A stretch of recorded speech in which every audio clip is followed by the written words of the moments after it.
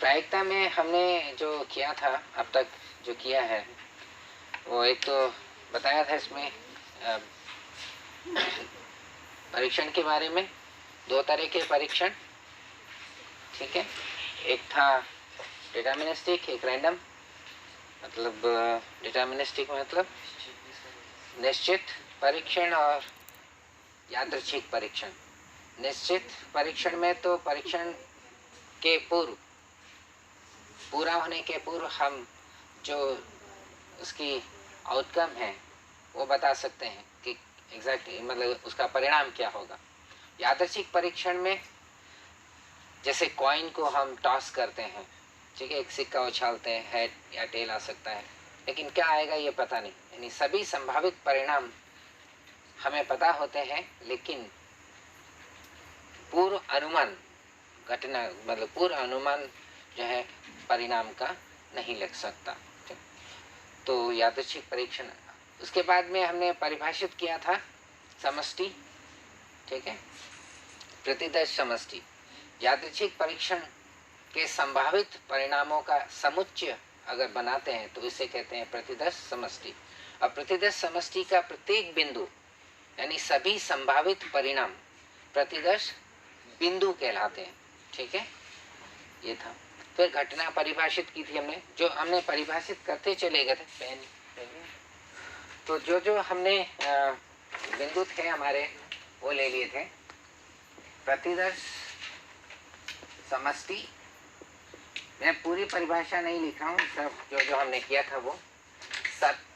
यादृच्छिक परीक्षण के संभावित परिणामों का समुच्चय।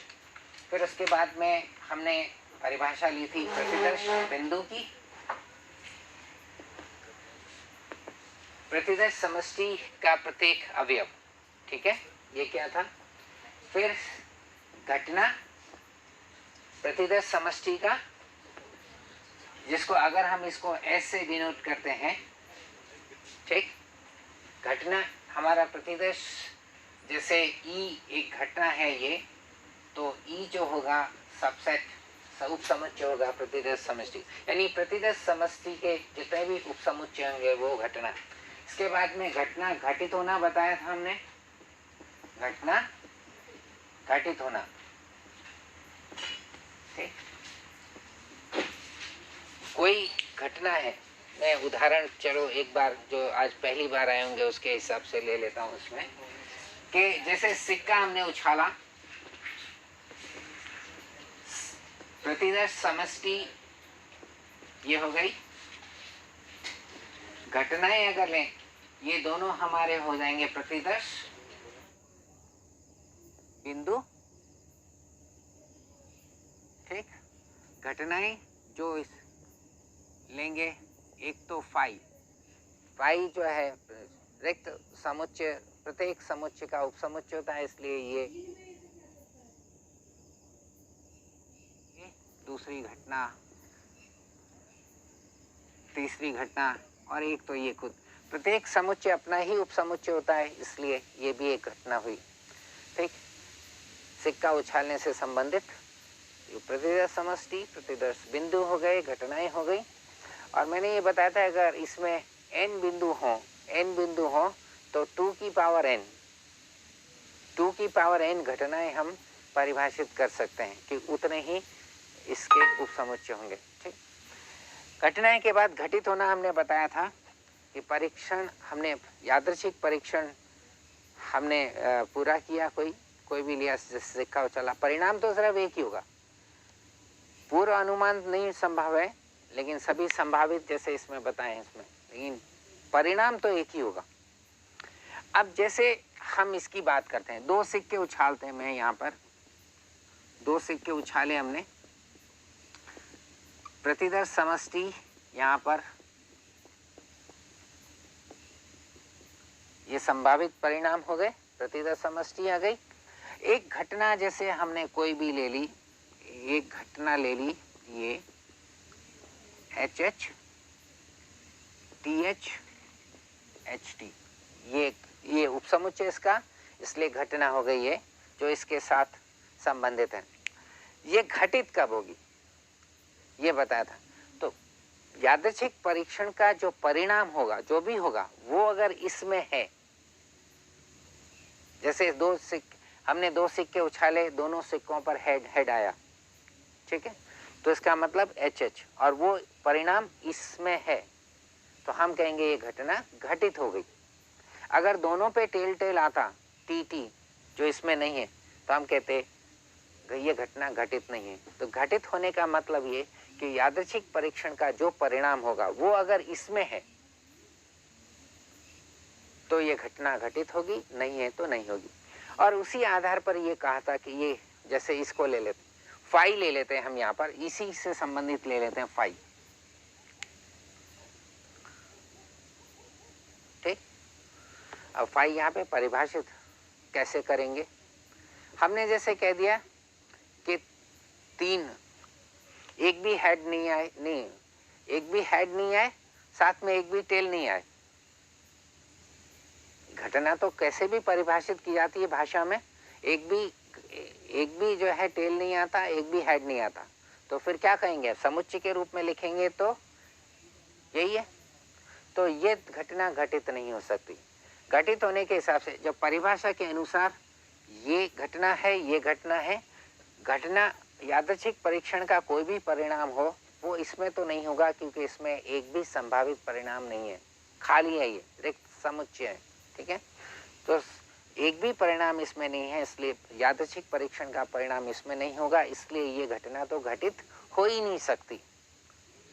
लेकिन परिणाम चाहे जो भी हो परीक्षण का, वो इसमें तो हो गई, ठीक है, क्योंकि ये प्रतिदर्श समष्टि है, सभी संभावित परिणामों का समुच्चय, तो परिणाम तो इसमें हो गई, इसलिए ये हमेशा ही घटित होगा। तो ये हमेशा घटित होता है, ये कभी नहीं घटित होगा, तो हम इसे असंभव घटना कहते हैं। इसमें असंभव घटना है और ये निश्चित घटना है, निश्चित घटना और ये असंभव घटना, ठीक। तो घटित होने और नहीं होने का कंसेप्ट ये था। मैंने साथ में भाषा में भी बदल के बताया था एक एग्जाम्पल में। मैं थोड़ा सा रिवीजन कर रहा हूँ उसके, क्योंकि मुझे आगे चलना है इसमें। कुछ लोगों ने अगर जाकर नहीं देखा हो तो कम से कम ये याद आ जाए। घटना हमारे समुच्चय के रूप में है, ठीक। जैसे हमने एक पासा उछालते हैं, हम एक पासा उछाला, पासे पर 1 2 3 4 5 6 अंक नहीं होते, बिंदु होते हैं, लेकिन हम काउंट करके 1 2 3 ऐसे ही बताते हैं।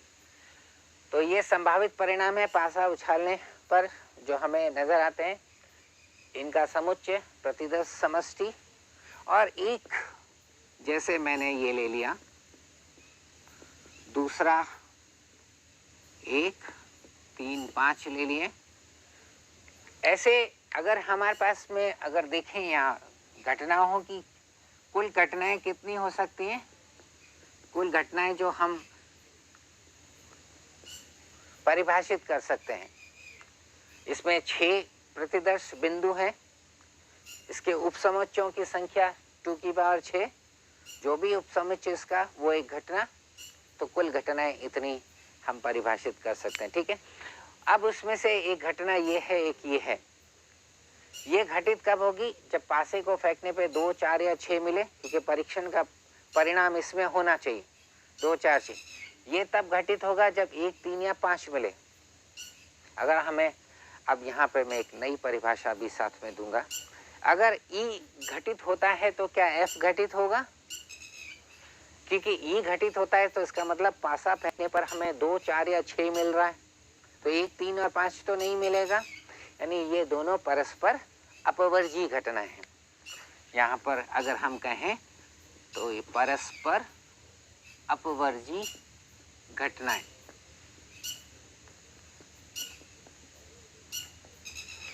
एक घटित हो तो दूसरी नहीं, या एक का घटित होना दूसरे को अपवर्जित करता है ना। तो हम यहाँ परिभाषा देंगे, ए व बी अपवर्जी घटनाएं कहलाती हैं यदि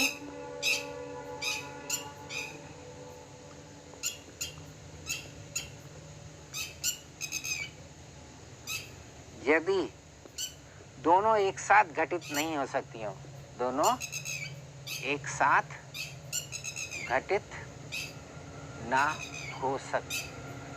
नहीं हो सकती हो, ठीक है। या एक का घटित होना दूसरे को अपवर्जित करता है, दूसरे के घटित होने को अपवर्जित करता है। गणितीय रूप क्या होगा इसमें? इसको अलग अलग तरीके से भाषा में लिखते हैं।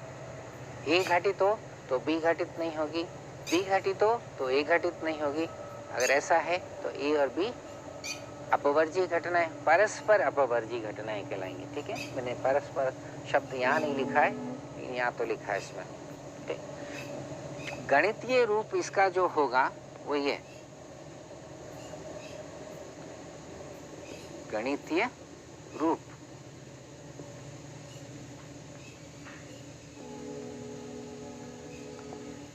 इन दोनों का, ये भी एक समुच्चय उपसमुच्चय है इसका, ये भी है इसका उपसमुच्चय, तो ये समुच्चय है, दोनों में कॉमन कुछ भी नहीं है।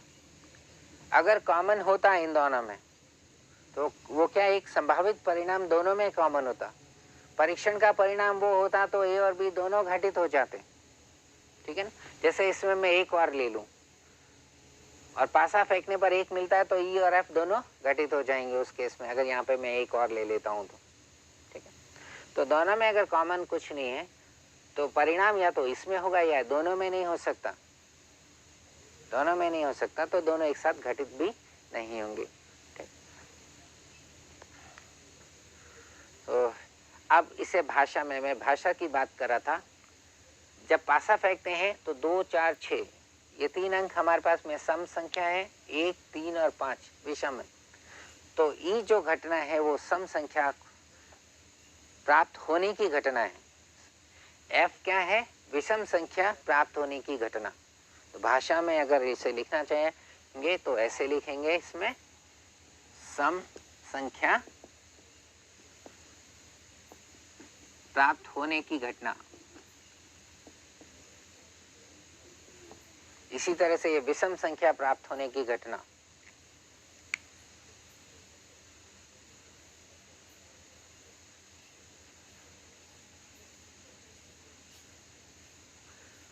अभी तक हमने, और इसके साथ में 3 और चीज बताई थी मैंने, और वो ये थी कि ए और बी हमारे पास में थे 2 घटनाएं, A union B, A intersection B. ये कुछ संभावित परिणामों का समुच्चय होगा, ये कुछ संभावित परिणामों का समुच्चय। ए यूनियन बी, तो ये भी संभावित परिणामों का समुच्चय होगा। उपसमुच्चय है प्रतिदर्श समष्टि का एस का, इसलिए परिभाषा अनुसार एक घटना हो गई। ये घटित तभी होगी जब परीक्षण का परिणाम इसमें हो, इसमें वो तभी होगा जब ए या बी में होगा। ए में होने का मतलब ए घटित हो रहा है, बी में होने का मतलब बी घटित हो रहा है, ठीक है। तो ये कब घटित होता है? जब ए या बी घटित होता है, ये हमने पिछली बार बताया था। तो इसे हम दूसरे रूप में ऐसे भी लिख सकते हैं, ए या बी। जब भाषा में लिखेंगे इसे तो ए या बी, ये या जो है इंक्लूसिव सेंस में, ये इसमें शामिल होने के तरीके से है, ए या बी या दोनों, ठीक है। इसी तरह से कुछ लोग, चूंकि जब प्रायिकता का सिद्धांत हम पढ़ेंगे, योग का नियम, तो उसमें जब प्रायिकता निकालते हैं तो इसकी प्रायिकता में हम योग करते हैं, ए की प्रायिकता, बी की प्रायिकता का, और आगे भी कुछ लिखते हैं। तो हम कुछ लोग इसको इस संकेत द्वारा भी प्रदर्शित करते हैं, ठीक है। तो ये 3 संकेत हो गए। हम बोलेंगे तो इस प्रकार, लेकिन लिखेंगे इस प्रकार। अगर ये हो तो दोनों की आदत पड़ी रहेगी इसके अंदर, ठीक है। इसी तरह से हमने पिछली बार बताया था कि ये जो है इंटरसेक्शन, परीक्षण का परिणाम इसमें हो तो ये घटित होगा, और वो इसमें तभी होगा जब ए या ए व बी दोनों में हो, इंटरसेक्शन है ना, परीक्षण का परिणाम इसमें तभी होगा जब ए और बी दोनों में हो। दोनों में होने का मतलब ए और बी दोनों के घटित होना। तो ये परिणाम, ये जो घटना कब घटित होगी, जब ए और बी दोनों घटित हों। ठीक है, तो इसे हम क्या लिख सकते हैं, ए और बी। जब हम अब संभावनाओं की बात करें तो ए और बी दोनों का एक साथ घटना तो थोड़ा सा असंभव लगता है। ए का घटना मान लो कुछ है, बी का घटना, और ए और बी दोनों के एक साथ घटने की संभावना तो इनसे भी कम हो जाती है। जिस नियम से हम प्रायिकता बताएंगे इसमें, उसमें गुणन का नियम लगता है। तो इस चीज को हम इसके साथ साथ ऐसे भी लिख सकते हैं, ए इंटू बी। ये भी एक संकेत है इसे प्रदर्शित करने का या इसे प्रदर्शित करने का। हम लिखेंगे ज्यादातर केस में ऐसा, लेकिन बोलेंगे या बोलेंगे ऐसा तो लिखेंगे ऐसा, कुछ इस तरह से। हाँ, ये संकेत भी हम इसके लिए काम में लेते हैं ज्यादातर जगह। मैं इसको कम पसंद करता हूँ, इसके लिए या इसके लिए मैं तो कभी नहीं काम में लूंगा, लेकिन कुछ लोग ले सकते हैं। किसी कॉम्पिटिटिव एग्जामिनेशन में भी ये जो संकेत है इनके लिए काम में लिया हुआ मिल सकता है इसमें। ठीक, तीसरी चीज थी हमारी, मैंने बताया था कॉम्प्लीमेंट, पूरक। ए का पूरक, एक घटना है, एक घटना है ए डैश, ये है घटना ए की पूरक घटना। वैसे ये कॉम्प्लीमेंट होता है, जिसे हम इस तरह से भी लिखते हैं, कॉम्प्लीमेंट ए का, ये चूंकि एक समुच्चय है और हम जो पूरक लेते हैं वो एस के सापेक्ष लेते हैं, एस माइनस ए, क्योंकि ये हमारा सार्वत्रिक समुच्चय, ये उन अवयवों का समुच्चय होगा जो एस में तो होंगे लेकिन ए में नहीं होंगे। इसके लिए तो अब देखते हैं ये घटना कब घटित होगी, जब परीक्षण का परिणाम इसमें हो। इसमें तो तब होगा जब वो ए में नहीं होगा, यानी ये तब घटित होती है जब ए घटित नहीं होता है। ठीक है, तो इसमें इसके लिए एक नोटेशन और भी है, इसको लिखेंगे इंग्लिश में तो नॉट ए लिखेंगे हम, ए नहीं कह देते हैं, नॉट अगर नहीं ए अगर सीधा ही हिंदी करते हैं तो ठीक है। ए बार ये भी एक नोटेशन है, संकेत है इसके लिए। तो ये बहुत सारे ए डैश ले लिया, ए बार ले लिया, ए कॉम्प्लीमेंट, नॉट ए, नहीं ए, इस तरह से, ठीक, या ए नहीं। तो थोड़ा बहुत किया था, नई परिभाषा कुछ नए सेंस में हमने ले ली इसमें।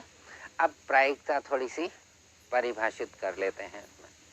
हमने परस्पर अपवर्जी बता दी, चलो दो और परिभाषा ले लेते हैं। परस्पर, ए और बी परस्पर अपवर्जी घटनाएं कहलाती यदि एक का घटित होना दूसरे एक घटना के घटित होने को अपवर्जित करता है, या दोनों एक साथ घटित नहीं हो सकती, या यूं कह के ए घटित होता है तो बी घटित ना हो, बी घटित होता है तो ए घटित ना हो। ठीक, इसके बाद स्वतंत्र घटनाएं, ए और बी स्वतंत्र घटनाएं कहलाती हैं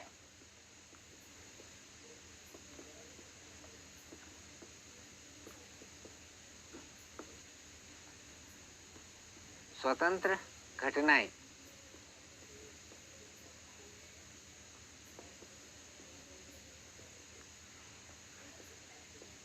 यदि एक के घटित होने या घटित नहीं होने का प्रभाव दूसरे के घटित होने या नहीं होने पर नहीं पड़ता हो। ठीक है, यदि अभी हम लेमन टाइप गणितीय रूप तो बाद में देंगे इससे। ठीक है, यदि एक के घटित होने या न होने का प्रभाव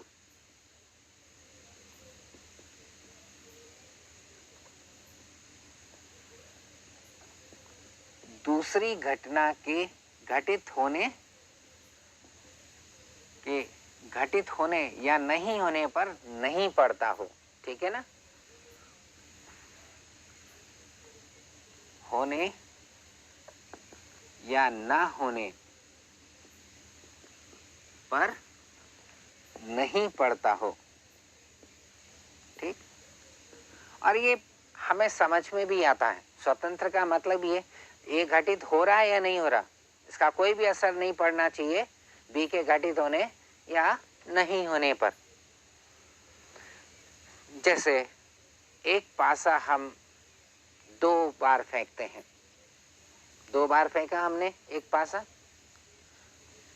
2 घटनाएं हम परिभाषित करते हैं। एक घटना जो है वो पहले पासे के परिणाम पर के अनुसार है, दूसरी घटना दूसरे पासे पर जो परिणाम आते हैं उसके अनुसार है, ठीक है।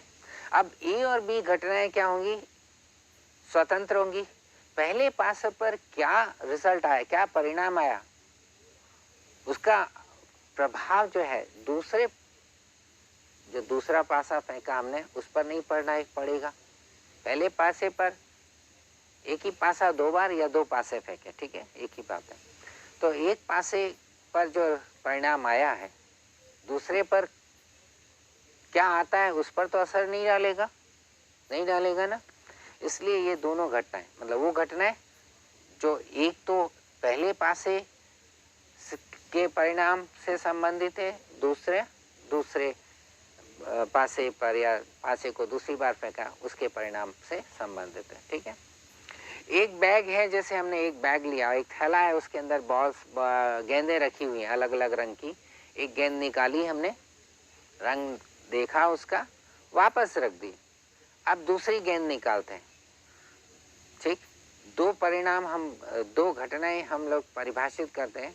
एक घटना पहले ड्रॉ से, पहली बार जो निकाला है उससे संबंधित है, दूसरी घटना दूसरे ड्रॉ से संबंधित है, दूसरी बार जो गेंद निकाली उससे संबंधित। ये दोनों घटनाएं परस्पर स्वतंत्र होंगी, क्योंकि पहली बार जो कुछ भी हमने जो गेंद निकाली है उसे हमने वापस रख दिया, तो चाहे जिस रंग की भी गेंद निकली हो उसका असर दूसरी जो ड्रॉ पर तो नहीं पड़ेगा, क्योंकि हमने गेंद वापस रख ली। अगर गेंद हम वापस नहीं रखते तो जो गेंद हमने निकाली है, ठीक है, उसका असर दूसरे ड्रॉ पर पड़ जाता है, क्योंकि जो हमारा ए है पहले ड्रॉ से संबंधित है, बी दूसरे ड्रॉ से संबंधित है। गेंद वापस नहीं रखते तो ए और बी जो है स्वतंत्र नहीं होते उसमें। खैर, इसे जब भी देखेंगे थोड़ा गणितीय रूप के हिसाब से देखेंगे, इसे जो प्रोबेबिलिटी थोड़ा बहुत कर लेंगे उसके बाद आएगा वो। चलिए प्रायिकता परिभाषित करते हैं। ए कोई एक घटना है, ये एक घटना है, यादृच्छिक परीक्षण पहले है, कोई ना कोई होगा, उसके अनुसार उसी से संबंधित ये घटना होगी, ठीक है। ऐसे नहीं कि 2 अलग अलग यादृच्छिक परीक्षण ले रहे हैं, ए एक से साथ संबंधित है, बी दूसरे के साथ है और उन दोनों को एक साथ लेकर कुछ करें, ऐसा नहीं होगा, ठीक है। सो ए घटना है, ए की प्रायिकता, घटना ए की प्रायिकता, प्रोबेबिलिटी ए की, इसे इस प्रकार लिखा जाता है, ये प्रोबेबिलिटी ऑफ ए, मैं इंग्लिश में लिख दूं यहाँ पर, प्रोबेबिलिटी ऑफ ए। प्रोबेबिलिटी का पी लिया हुआ है, प्रोबेबिलिटी जैसे फंक्शन ऑफ एक्स होता है उसी तरह से प्रोबेबिलिटी ऑफ ए, ये घटना है, ये प्रायिकता, ठीक है। तो जो हमने ये लिखा, ये एक संकेत, ये है संकेत। इस संकेत द्वारा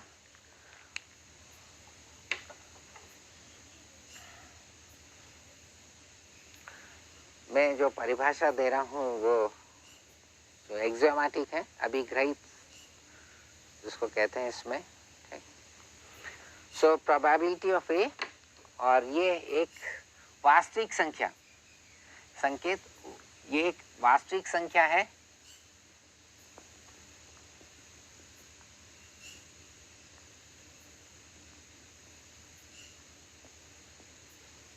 जिसका मान 0 और 1 के बीच में होगा।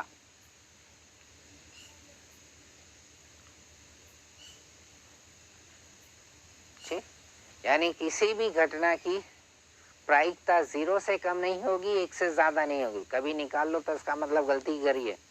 ठीक है, इससे कम नहीं, इससे ज्यादा नहीं। और ये क्या है, या यूं कहे कि ये मापदंड है ए के घटित, मतलब ए के घटित होने की संभावना का। तो कहेंगे मापदंड ए के घटित होने की संभावना का।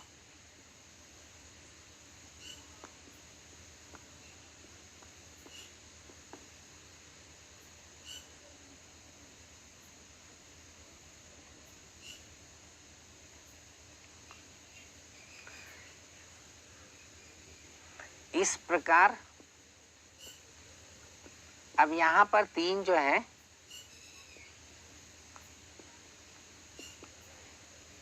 एक्सियम्स अभिग्रहित कुछ कहते हैं, इसमें 3 चीजें हैं यहां पर। ठीक, पहली चीज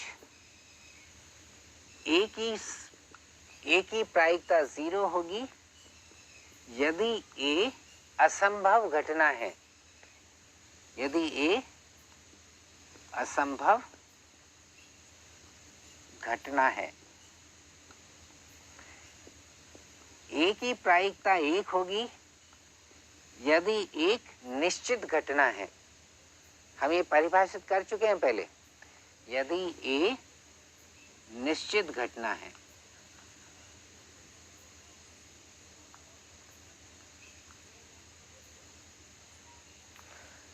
और अगर ए और बी परस्पर अपवर्जी हैं तो ए या बी की जो प्रोबेबिलिटी है, ए या बी की जो प्रायिकता है, ए या बी, ये एक वास्तविक संख्या है जो इस अंतराल में होगी। यानी किसी भी घटना की प्रायिकता 0 से कम नहीं, 1 से ज्यादा नहीं। और ये बताता है, ये है मापदंड किसका, ए के घटित होने की संभावना का। इस प्रकार ए की प्रायिकता 0 यदि ए असंभव घटना है, ए की प्रायिकता 1 अगर ये निश्चित घटना है। ठीक है, और ए और बी अगर परस्पर अपवर्जी हैं तो ए या बी की, ए यूनियन बी की, या ए या बी की कह दो प्रायिकता, ए की प्रायिकता प्लस बी की प्रायिकता है। ठीक है,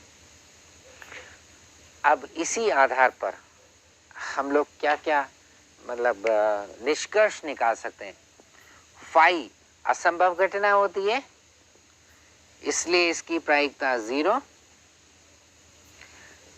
एस निश्चित घटना होती है, ये प्रतिदर्श समष्टि है, इसकी प्रायिकता 1 होगी। ठीक है, ये 2। और तीसरी चीज हमारे पास में यहां पर, चूंकि तीसरा एक रिजल्ट अभी यहीं ले लेते हैं, चूंकि A intersection A bar phi होता है, इसमें एस के प्रतिदर्श समष्टि के वो बिंदु हैं जो ए में नहीं है। तो इन दोनों का, ये दोनों का जो इंटरसेक्शन है, प्रतिच्छेद जो है वो फाई है, इंटरसेक्शन जो है वो फाई है इसमें। ठीक है, और साथ में क्या है, इन दोनों का यूनियन एस के बराबर होगा। ये कॉम्प्लीमेंट था, ए कॉम्प्लीमेंट, मैंने ये भी एक, या प्रायिकता के अंदर ए कॉम्प्लीमेंट को ज्यादातर ए बार से प्रदर्शित करते हैं, लिखते हैं इसमें। और इन दोनों का यूनियन क्या होगा, इसमें ए के अवयव हो गए और इसमें एस के वो अवयव होंगे जो ए में नहीं है। तो दोनों का यूनियन, दोनों का संग जो है वो एस के बराबर हो जाएगा। ठीक है, इसलिए अब चूंकि ये दोनों परस्पर अपवर्जी है, ये घटित होता है तो ये घटित नहीं होगा, ये घटित नहीं होगा तो ये होता है, यानी ये होगा तो ये नहीं होगा। तो इस एक्सियम से, ठीक है, क्या कहेंगे इसे, प्रोबेबिलिटी ए यूनियन ए बार बराबर प्रोबेबिलिटी ऑफ एस, इसके हिसाब से लिख लें पहले, यहाँ के हिसाब से। ये चूंकि परस्पर अपवर्जी है तो ये होगा इसकी प्रायिकता प्लस इसकी प्रायिकता,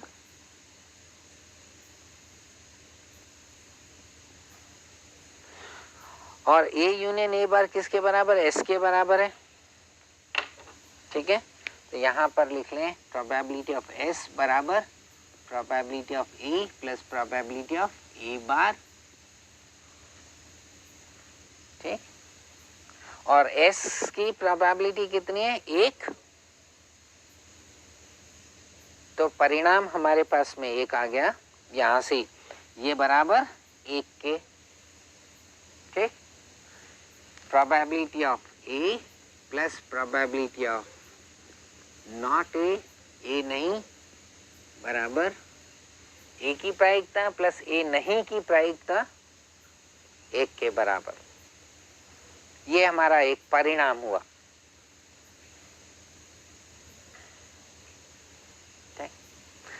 अब वापस इसी पर आते हैं।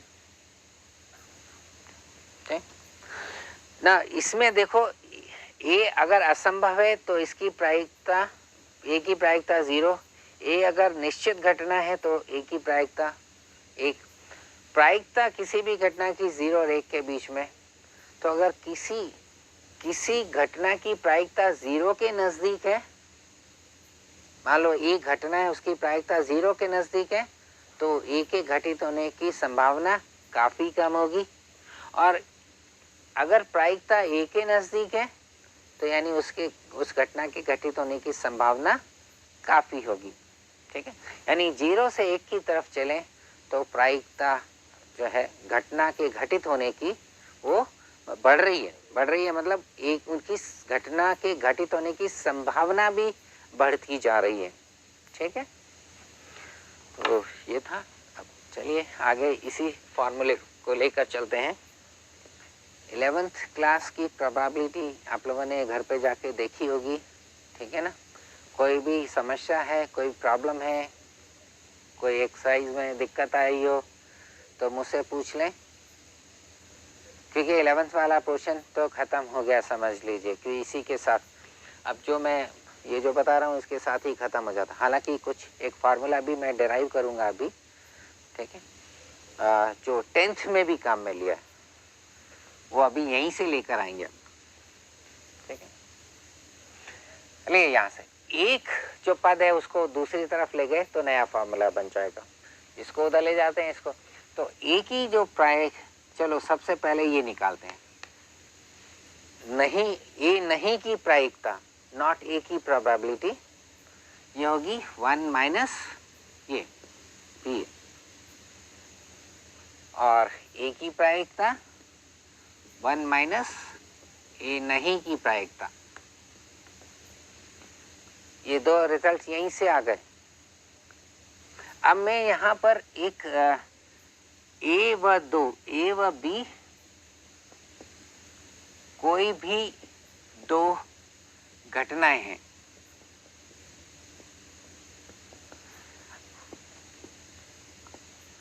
अगर ये परस्पर अपवर्जी होती तो ये परिणाम होता। मैंने 3 वो जो लिखे थे एक्सियम्स लिखे थे, मैं वर्ड बार बार एक्सियम्स लिखते, 1 2 एक ही प्रायिकता 0 अगर ए असंभव घटना है, एक ही प्रायिकता 1 अगर निश्चित घटना है, और बाकी तीसरा। तो अगर ये मैं अभी पूरा नहीं किया इसे, अगर ए और बी परस्पर अपवर्जी होती तो ये इसके बराबर होता, लेकिन ये तो कोई भी 2 घटनाएं हैं, तो इसके साथ में एक ये रिजल्ट है, ये रिजल्ट। अगर ए और बी परस्पर अपवर्जी होती तो ये फाई होता, परस्पर अपवर्जी होती तो ये फाई होता, प्रोबेबिलिटी फाई की 0, वही चीज आ जाती। अब इसे हम प्रूव कैसे करेंगे, हालांकि आवश्यकता नहीं है इसके प्रूफ की, लेकिन जो हमारे पास में एक्सियम्स है तीनों, उसी को देख के है ना, हम उसी को काम में लेके इसे प्रूव करते हैं। प्रूफ की आवश्यकता नहीं है, लेकिन मैं इसलिए ले रहा हूँ कि कई चीज़ें ऐसी होती हैं जिसे हम इस तरह के रिजल्ट्स काम में लेकर ही करते हैं। बिल्कुल थियोरेटिकल चलना होता है, कोई घटनाएं दे नहीं रखी होती इसमें। तो यहाँ पर चूंकि वेन आरेख तो सबने पढ़ी है, वेन आरेख सार्वत्रिक समुच्चय हो गया एस। यहाँ पर ए और बी दो घटनाएं, कोई सी भी दो हैं, मान लीजिए ये ए और बी दो घटनाएं हो गई, ये घटना हो गई भी, ए और बी इसके उपसमुच्चय होंगे, प्रतिदर्श समष्टि यहाँ पे सार्वत्रिक समुच्चय, ठीक है, यूनिवर्सल सेट है ये। और इसकी जितने भी उपसमुच्चय हैं वो सब घटनाएं, तो ये दो घटनाएं हमने ले ली। इसमें कॉमन भी है, यानी दोनों एक साथ घटित भी हो सकती हैं, नहीं हो तो ये अपने आप ही जीरो हो जाएगा वो। अब हम क्या करेंगे, हम इसमें कि दो हम ए को लिखते हैं या ए यूनियन बी को लिख लेते हैं, क्योंकि यहाँ पर है ना ये दो समुच्चयों के यूनियन के रूप में, दो समुच्चय वो जो परस्पर, यहाँ पर तो परस्पर अपवर्जी की बात कर लें, डिसजॉइंट इंग्लिश में वैसे कहते हैं उसमें सेट थ्योरी के अंदर, ठीक है। तो परस्पर अपवर्जी के रूप में लिखें तो ए हमारा ये है, चलो मैं लिख लूँ यहाँ पर, ये तो रहा ए, उसके अलावा अब हमें चाहिए केवल ये ए यूनियन बी में ये वाला हिस्सा, ये वाला हिस्सा, कि ये और ये देखो कॉमन कुछ भी नहीं है, इनका इंटरसेक्शन फाई है, तो इसे लिखना चाहेंगे तो कैसे लिख सकते हैं,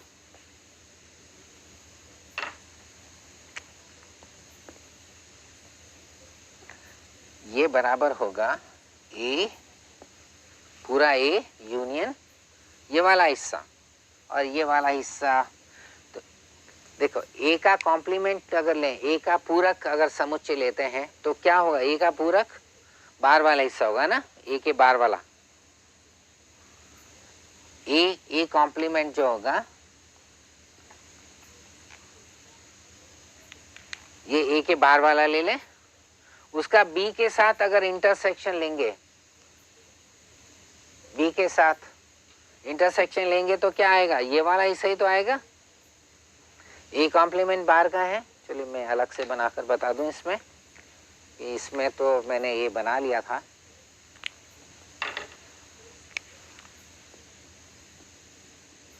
ये ए है, ये बी, और ए कॉम्प्लीमेंट अगर लेते हैं तो ये लाल जो हिस्सा बना रहे हैं वो ए कॉम्प्लीमेंट है, ठीक है, ये जो रेड है यहाँ पर, और उसका बी के साथ अगर इंटरसेक्शन लेंगे तो क्या आएगा, ये वाला हिस्सा, ठीक है ना, बी के साथ इंटरसेक्शन लें, बी के साथ इंटरसेक्शन लेते हैं तो ये ए कॉम्प्लीमेंट इंटरसेक्शन बी, ठीक है। तो ये और ये इसका यूनियन ए, ये पूरा हो गया ए यूनियन बी के बराबर। तो ए यूनियन बी हमने लिखा इंटरसेक्शन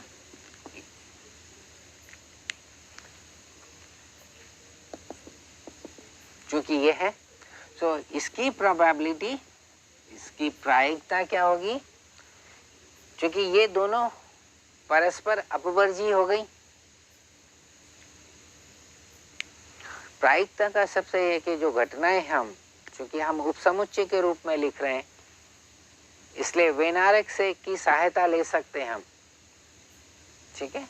और वो सारे नियम जो समुच्चय सिद्धांत के अंदर है, समुच्चय बीजगणित के अंदर ना, सेट अलजेब्रा के अंदर ए यूनियन बी बराबर बी यूनियन ए, जितने भी हमारे पास में है, बंटन का नियम और ये सारी चीजें इसके अंदर आ जाएंगी, ठीक। तो चलिए, तो ये दोनों परस्पर अपवर्जी हो गए, देखिए ये और ये, इसलिए इसे लिख सकते हैं हम प्रोबेबिलिटी ऑफ ए प्लस इसकी प्रोबेबिलिटी, इसकी प्रायिकता प्लस इसकी प्रायिकता, अब हमारे पास में चूंकि हमें ये सूत्र लिए जिसमें देखो ये वाला पद आ गया, ये दो नहीं आया अभी, है ना। एक काम कर, और ये हटाना भी है और इसकी जगह ये चीज आ जाए और ये भी आ जाए, यानी इसमें जो बी नहीं है। अब हम एक काम करते हैं, बी को लिखते हैं, ठीक। अब जो लिखे हम बी को, क्योंकि बी की प्रायिकता यहाँ पर इस सूत्र में आनी है।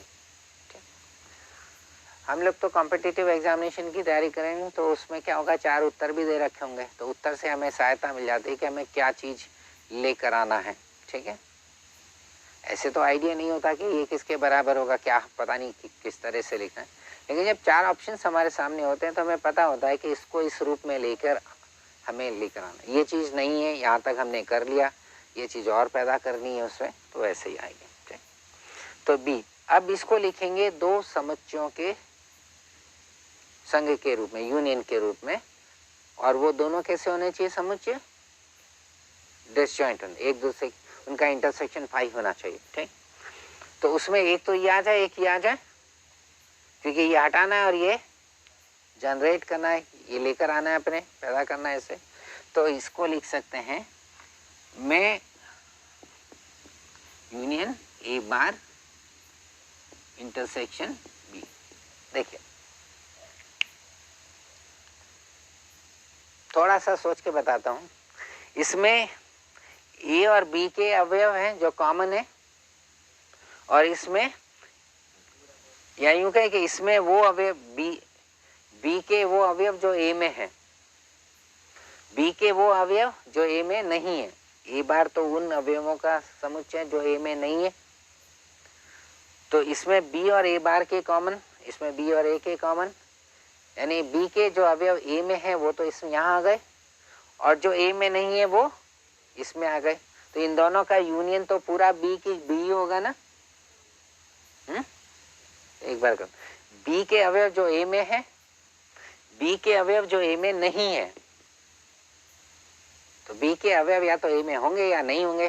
जब दोनों का यूनियन करेंगे तो बी के बराबर आ गया, ठीक। तो अब चूंकि इसमें ये दोनों तो परस्पर अपवर्जी हो गए, डिसजॉइंट हैं ये दोनों का इंटरसेक्शन 5 है, इसलिए प्रोबेबिलिटी बी की प्रायिकता किसके बराबर होगी, इसकी प्रायिकता प्लस इसकी प्रायिकता,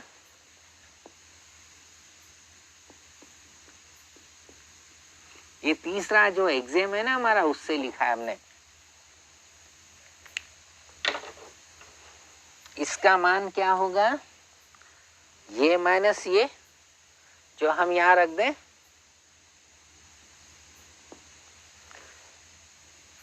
इसका मान ये माइनस ये यहां रखेंगे, तो ये किसके बराबर होगा, probability of A plus probability of B minus ये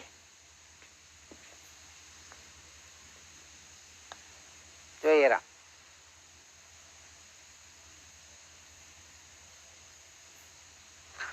इसके लिए यही सूत्र काम में, मतलब ये याद आना चाहिए, ये लिखने की चेष्टा करना है। लेकिन इसे लिखते वक्त, इसे लिखने के पहले ये सोच लो कि ए और बी परस्पर अपवर्जी तो नहीं है।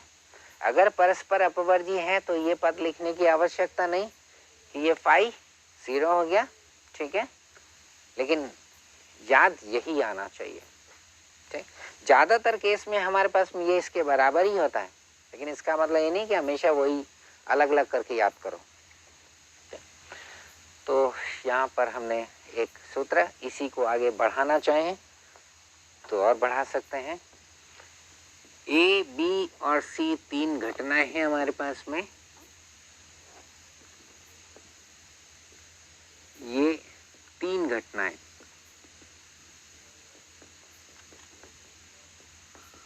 कोई सी भी 3 घटनाएं हो सकती है।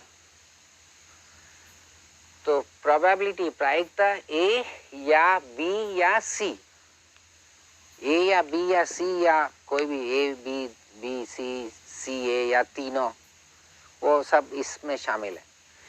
इनके घटित ए या बी या सी के घटित होने की प्रायिकता क्या होगी, ये तो पता है कि हमारे पास एसोसिएटिविटी सबको पता होगी, साहचर्य का नियम, A union B union C. चूंकि ये ब्रैकेट किसी के बी और सी का यूनियन पहले या ए और बी का यूनियन पहले, मतलब यहाँ पे बी और सी को एक साथ एसोसिएट किया हुआ है, एक साथ। यहाँ पर पहले ए और बी और फिर उसके बाद सी लिया। तो ये जो किसको किसके साथ रखें सिर्फ कोई फर्क नहीं पड़ता, रिजल्ट सेम आएगा। तो हम बिना ब्रैकेट के भी लिख लेते हैं इसे। ये साहचर्य का नियम कहलाता है। ये साहचर्यता ये इसके बराबर, ब्रैकेट की जरूरत नहीं, तो हमने लिखा भी नहीं है। अभी जो नियम हमने काम में लिया था, अगर उसे इसको एक समुच्चय मानते, एक घटना मानते, इसे एक घटना मानते तो सिर्फ दो होता। जो अभी किया था उसके अनुसार होता प्रोबेबिलिटी इसकी प्लस इसकी प्रोबेबिलिटी माइनस इसकी प्रोबेबिलिटी इसकी इंटरसेक्शन इसकी, और उसके बाद आगे फिर और सब वो बंटन का नियम लगा के और सब करते। तो फाइनली हमारे पास इसके लिए क्या परिणाम आता? परिणाम ही याद रखना है, ए की प्रोबेबिलिटी प्लस बी की प्लस सी की probability minus probability of A and B, B बताओ सी एंड ए प्लस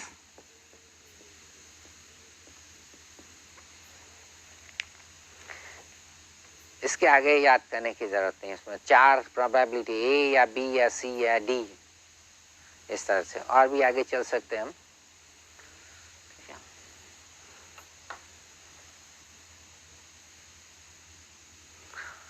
सरल घटना, तो कुछ परिभाषा ले लें।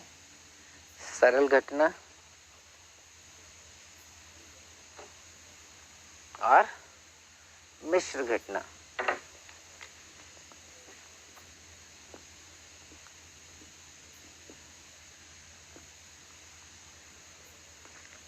इसको हम प्रारंभिक घटना भी कह सकते हैं।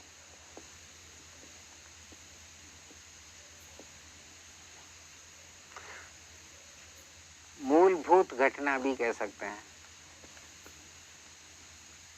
Fundamental event, elementary event, simple event, simple event, simple, elementary, fundamental, fundamental event, मूलभूत घटना। मैं सीधा अंग्रेजी को हिंदी में अनुवाद कर रहा हूँ। उसमें फंडामेंटल इवेंट तो मूलभूत कह दिया, ठीक है। जिस घटना में केवल, अब घटना हमारे पास में कुछ संभावित परिणामों का समुच्चय तो होता है, प्रतिदर्श समष्टि का उपसमुच्चय। जिस घटना में एक ही प्रतिदर्श समष्टि हो, घटना जिसमें एक ही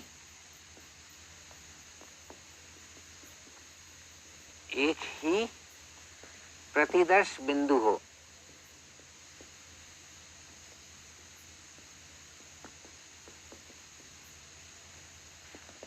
डिक्शनरी टाइप लिखा हमने इसको,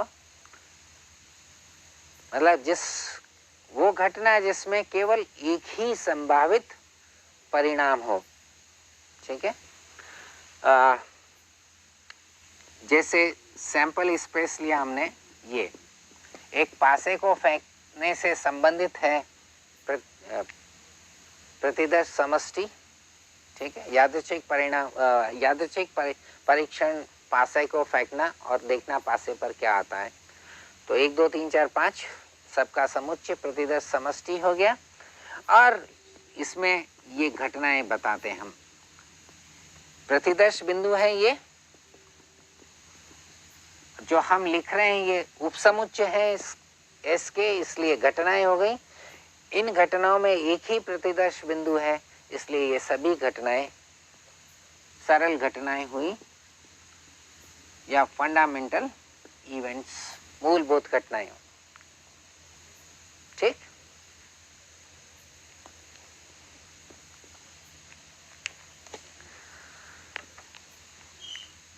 इसके बाद परिभाषित करते हैं मिश्र घटनाओं को, कंपाउंड इवेंट्स, मिश्र घटनाएं। कल से थोड़ा सा मुश्किल होने वाला है प्रोबेबिलिटी। आज तो अभी तक तो सिर्फ परिभाषाएं लेते आए थोड़ी, ठीक है। कंपाउंड इवेंट्स,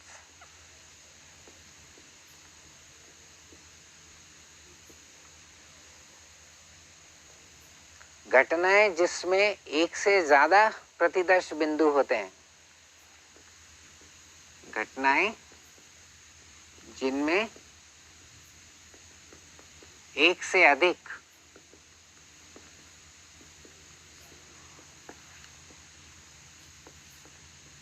प्रतिदर्श बिंदु होते हैं या एक से अधिक संभावित परिणाम होते हैं। जैसे हमने यहाँ पर ले लिया तो E 246 F 135 G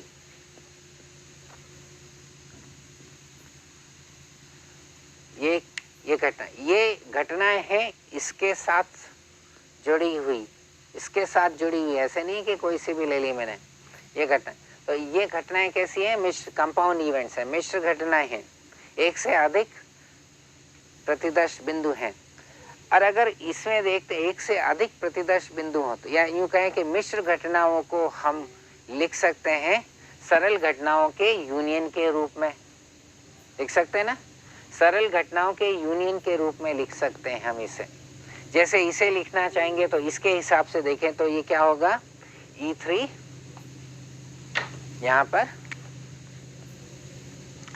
E3 union E6। सो सरल घटनाओं का जो यूनियन होता है वो मिश्र घटना हो गई, अगर दूसरे रूप में देखना चाहें तो। अब एक चीज पूछेंगे, ये E1 और E2 परस्पर अपवर्जी है या नहीं? ये घटना कब घटित होगी? जब पासा फेंकने पर 1 मिले। ये घटना कब घटित होगी? जब पासा फेंकने पर 2 मिले। तो ये घटित होती है तो ये नहीं घटित होगी, ये घटित हो तो ये नहीं होगी, तो ये परस्पर अपवर्जी तो हो गई, ठीक। इसी तरह से E3 के बारे में देखते हैं। मैंने यहाँ पे E3 लिखा नहीं है, ये E6 है, ठीक है। तो जो सरल घटनाएं होती हैं वो परस्पर अपवर्जी होंगी। दो घटनाएं की बात करते हैं तो परस्पर अपवर्जी को या अपवर्जी को A और B अपवर्जी घटनाएं परस्पर ही होंगी। इसमें E1, E2, En ये n घटना है। आवश्यक नहीं है कि ये सरल घटनाएं हो, कैसी भी। अभी मैंने जो लिखा था उससे कंफ्यूजन नहीं होना चाहिए। अगर है तो मैं इसको A1, A2, An कर लेता हूँ, ठीक है ना। अगर कुछ किसी को दिक्कत हो तो E एलिमेंट्री से संबंधित मैं लेता हूँ वैसे हमेशा, लेकिन यहाँ पर A1, A2 ही कर लेते हैं। E फिर एलिमेंट्री के लिए रख लेंगे, ठीक है। इसको A1, A2, An कर लेते हैं, ये ज़्यादा ठीक रहेगा। इसमें E हम एलिमेंट्री जो सरल घटनाओं के लिए काम में ले लेंगे। चलिए, n घटना है यदि AI इंटरसेक्शन AJ बराबर 5 I J के बराबर नहीं हो तो, देखो I और J बराबर है, I और J बराबर हैं तो AI इंटरसेक्शन AI आएगा, और ये तो AI के बराबर ही होगा ना। और I और J बराबर नहीं है तो ये दोनों अलग अलग हो जाएंगे, फिर ये भिन्न भिन्न होंगे। अगर इन दोनों में कॉमन कुछ भी नहीं है, क्योंकि ये घटना है, तो हम इस केस में क्या कहेंगे, ये दोनों परस्पर अपवर्जी हैं, ठीक है।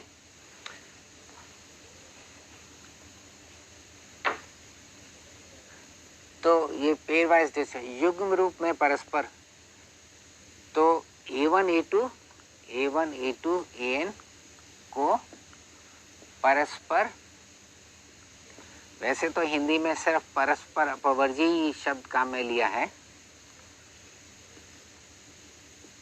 घटनाएं हैं,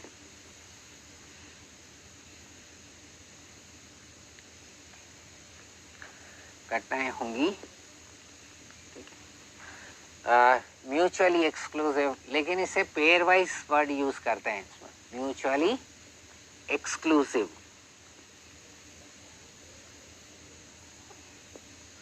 मतलब एक साथ घटित नहीं होती है, एक घटित होता है तो दूसरा नहीं। लेकिन इसमें तो ये है ना, ऐसे नहीं, हम दो दो एक साथ लेकर चल रहे हैं, पेयर वाइज, पेयर ले रहे हैं ना, दो दो एक साथ ले रहे हैं, A1 A2 A1 A3 A1 A4, ये सब आपस में अपवर्जी हैं, ठीक है।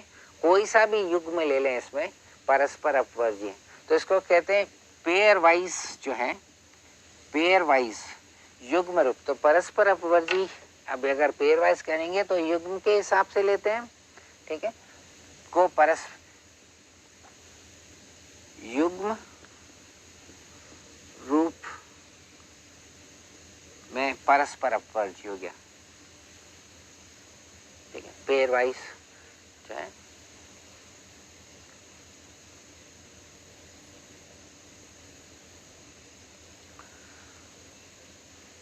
जितनी भी सरल घटनाएं हमारी, वो सब पेयर वाइज डिसजॉइंट है ना, पेयर वाइज म्यूचुअली एक्सक्लूसिव या डिसजॉइंट शब्द भी काम में लेते हैं इसमें।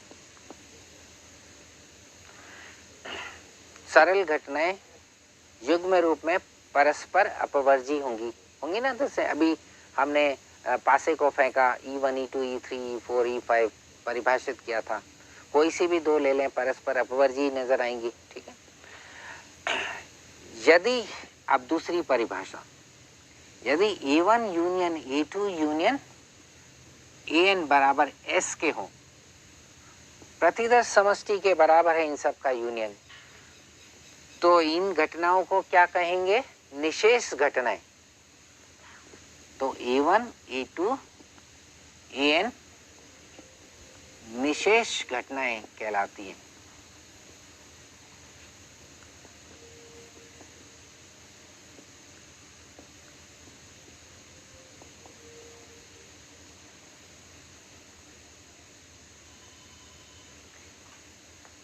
इंग्लिश में अगर किसी को देखना हो तो एग्जॉस्टिव शब्द काम में लेते हैं। जितनी भी सरल घटनाएं हैं उनका यूनियन क्या होता है? S के बराबर ही होगा। जितनी भी सरल घटनाएं होंगी, एक यादृच्छिक परीक्षण के साथ जो एसोसिएटेड के साथ जुड़ी हुई जितनी भी सरल घटनाएं, उन सब का यूनियन S के बराबर होगा, इसलिए वो घटनाएं निशेष।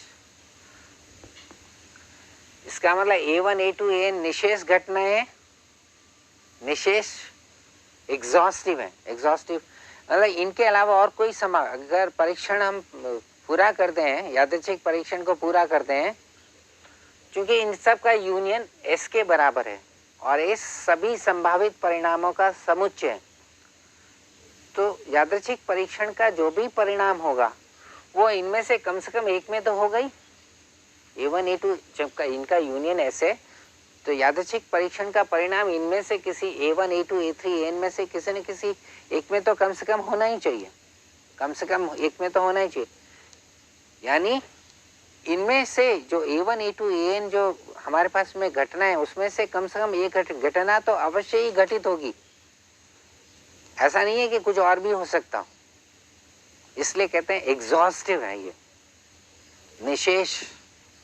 इसके अलावा और कोई शेष मतलब नहीं है, कुछ और नहीं घटित हो सकता इनमें से। और इसके साथ साथ अगर ये भी हो युग्म रूप में, अगर ये परस्पर अपवर्जी हैं, तो दो घटनाएं तो एक साथ घटित हो नहीं सकती।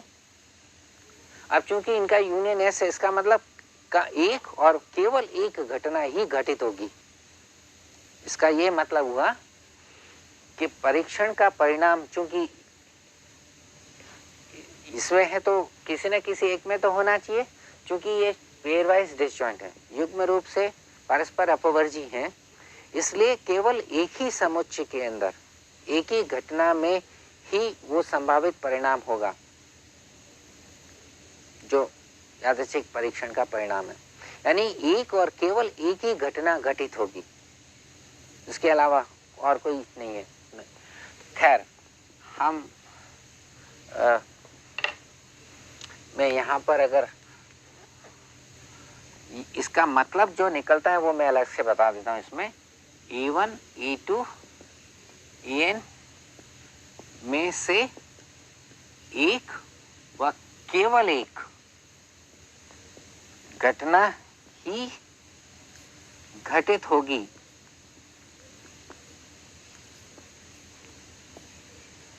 इसका ये मतलब है। चलो मैं इम्प्लाइज काम में ले लूं, इम्प्लाइज ये, और अगर ऐसा हो तो इसका मतलब ये है कि ये घटना निशेष है और युग्म रूप से परस्पर अपवर्जी है।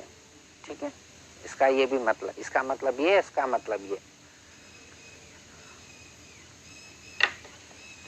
खैर चलिए, अब मैं तो सूत्र बनाने वाला था इसमें, तो क्या निष्कर्ष निकालते हमने वो लिया है इसमें।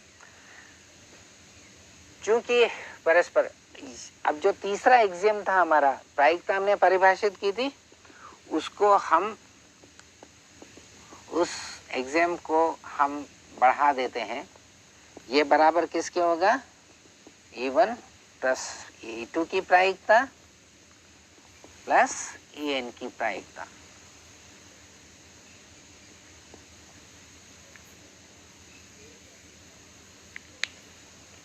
क्योंकि ये परस्पर अपवर्जी है ना A1 युग्म रूप से, तो इसकी प्रायिकता होगी इसकी प्रायिकता प्लस इसकी प्रायिकता प्लस जो तीसरा एग्जाम हमने लिखा था उसका एक्सटेंशन, उसका विस्तार है ये। ठीक, उसका विस्तार हो गया। अब चूंकि ये S के बराबर है, ये जो चीज है वो S के बराबर है, S के बराबर ये, और S की प्रायिकता क्या है? 1, इसलिए ये 1 के बराबर हो गई। ये तो हमारा है S, प्रोबेबिलिटी है S की 1, तो हमारे पास में एक रिजल्ट, एक परिणाम ये हुआ।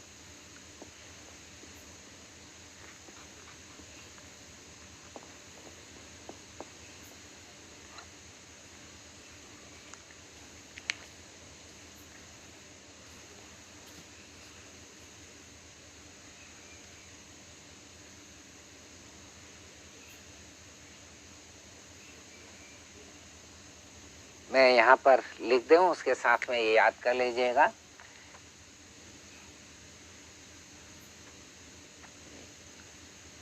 युग्म रूप से परस्पर अपवर्जी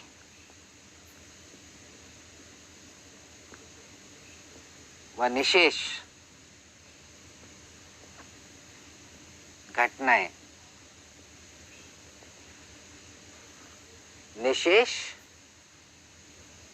निशेष घटनाएं परस्पर रूप से अपवर्जी, तो उस केस में हमारे पास में अगर ऐसा हो तो इन घटनाओं की प्रायिकता का योग 1 के बराबर होता है। यानी सरल घटनाओं, जितनी भी, एक यादृच्छिक परीक्षण लिया, उनकी सरल घटनाएं हमारे युग्म रूप से परस्पर अपवर्जी होती हैं, निशेष होती हैं, इसलिए उनकी प्रायिकता का योग किसके बराबर होगा? 1 के बराबर होगा। एक परिणाम ये होगा। आप लोग सोच रहे होंगे क्या मैं थ्योरेटिकल बात कर रहा हूँ सारी की सारी, प्रश्न तो अभी तक आए ही नहीं, क्योंकि प्रश्न करने की स्थिति में अभी हम नहीं आए, इसलिए। प्रश्न तो 10th में भी किए, 11th में भी किए, लेकिन हम अभी उस स्थिति में नहीं आए कि प्रश्न करेंगे। हमने ऐसा कोई फार्मूला ही नहीं बताया, प्रायिकता निकालने का फार्मूला बताया कोई अभी तक?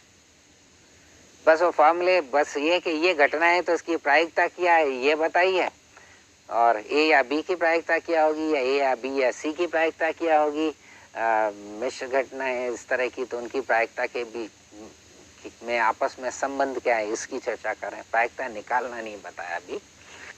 तब तक ये 11th का पूरा कर लीजिए आप अपनी तरफ से, कि आता भी है इसमें। तब एक काम करते हैं, यहाँ पे मैं उदाहरण स्वरूप बता देता हूँ। S एक पासे को फेंकने से संबंधित है हमारे पास में प्रतिदर्श समष्टि 6, E1 1, E2 E6, ठीक। Probability of E1 plus probability of E2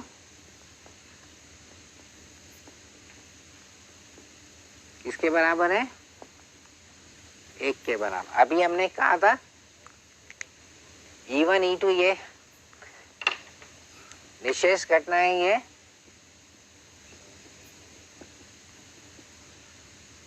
ठीक युग्म रूप से परस्पर अपवर्जी भी हैं,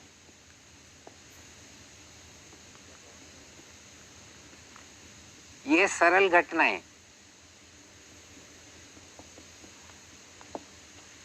इसके साथ संबंधित इनकी प्रायिकता का योग 1 के बराबर। ये जो हमने अभी किया था ना, उसका एक उदाहरण स्वरूप लिया हमने। अब पासे को फेंकें तो 1 और 2 3 4 ये सब प्रायिकता क्या होगी? 1 आने की प्रायिकता क्या होगी? पासे को फेंका हमने 1/6, 1 आने की प्रायिकता ज्यादा कम नहीं हो सकती। जब हम पासा अगर हमारा जो है अनबायस्ड हो, बायस नहीं होना चाहिए, इस तरह से होना चाहिए कि 1 2 3 4 5 6 आने की संभावनाएं सबकी बराबर हो, संभावित परिणाम हो। ये सब सरल घटनाएं जो हैं, ये जो सरल घटनाएं अगर संभावित हो, संभावित हर एक की प्रोबेबिलिटी बराबर हो, संभावनाएं बराबर हो, तो हम सबको P के बराबर मान सकते हैं, ठीक है। और जब सबको P के बराबर मानेंगे तो ये 6P होगा बराबर 6 और P बराबर 1/6, यानी 1 2 3 4 5 6 आने की प्रोबेबिलिटी प्रायिकता 1/6। 1/6 कब? जब ये सभी संभावित हो, ठीक है। यदि सरल घटनाएं संभावित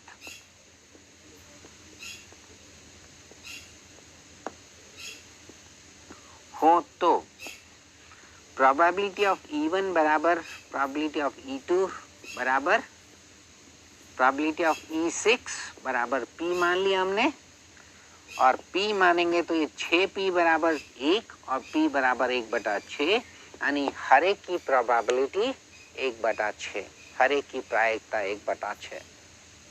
ये तब आता है। और यदि मैं कहूं कि 1 आने की प्रोबेबिलिटी K और 2 आने की प्रोबेबिलिटी 2 के, 3 आने की प्रोबेबिलिटी 3 के, यानी N आने की प्रायिकता अगर N के समानुपाती हो तो सम संख्या की क्या प्रायिकता होगी? सम संख्या आने की क्या प्रायिकता होगी? मैं सबको एक प्रश्न ही दे रहा हूं यहाँ पर। मैं सोचता हूँ आगे मैं कहूँगा तो मिक्स हो जाएगा, और अभी जो पढ़ा है थोड़ा सा कंफ्यूजन ना हो।